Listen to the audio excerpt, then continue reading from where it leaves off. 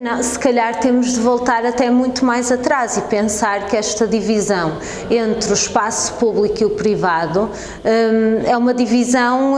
histórica, que já tem longas raízes e que acabou por depois se ir perpetuando até aquilo que nós, em muitos casos, ainda temos hoje. Nós podíamos ir a raízes como, por exemplo, a Grécia Antiga e pensar como já aí nós tínhamos as mulheres associadas ao espaço do privado e os homens é que estavam, por exemplo, a discutir os assuntos no espaço público onde tinha visibilidade. E se fizéssemos todo o percurso histórico até à atualidade, nós víamos que existiram muitos momentos que contribuíram para isso. Até há estudos, por exemplo, que nos apontam o próprio papel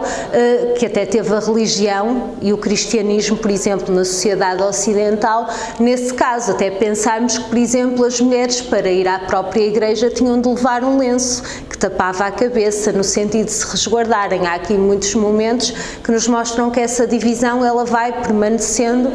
até aos dias de hoje. E vai-nos mostrando também que depois, se olharmos para o contexto português em específico, nós também tivemos um período ditatorial, não é? O mais longo da Europa, de 48 anos, em que uma das próprias marcas desse regime do Estado Novo era precisamente configurar as mulheres a esse espaço privado. Elas eram o esteio da própria família, por isso elas tinham muito pouco peso no espaço público e tudo o que pudesse ser feito, a própria ideologia do Estado Novo contribuiu muito para isso, tudo o que pudesse ser feito para que elas estivessem muito resguardadas, estivessem em lugares onde publicamente muitas vezes não fossem vistas. Há muitos episódios, aliás, até há aquele típico episódio de mostrar que as mulheres que nesse período, por exemplo, queriam ir ao café, beber um álcool, bebiam em chávenas de chá, para mostrar que não podiam, no fundo, que era algo que não acontecia da mesma forma ao homem, porque realmente ele sempre esteve nessa arena, era algo que era visto como sendo natural, e no caso delas não, e se calhar realmente eu nunca pensei nessa questão dos espaços, nunca estudei isso, os espaços que eram utilizados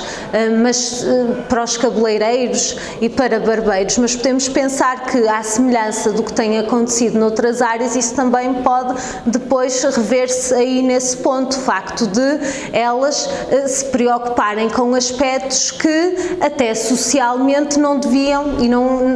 que não deviam tanto de o fazer e que vem desse período. E por isso, se calhar, esse cuidado tinha de ser feito num espaço em que ninguém visse. Elas depois só apareciam nos espaços públicos já sem saber que isso tinha sido feito.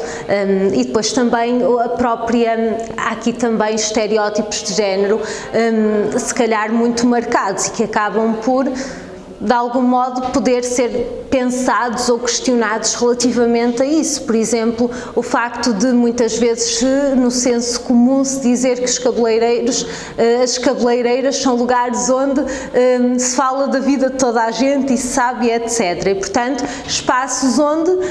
também não se quer que as pessoas de fora vejam isso, mas que lá dentro existe essa reunião e, se calhar,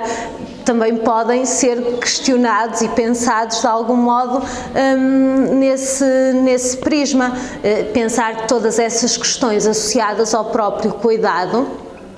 e aquilo que nós já vemos, e vemos algumas mudanças a acontecer recentemente, em que vemos, por exemplo, lojas que já estão no resto do chão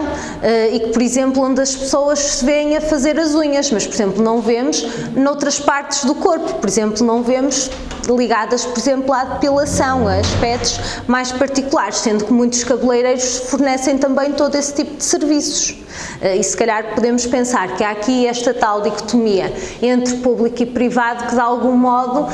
continua a ser operada e que acaba por ter repercussões nesse caso também.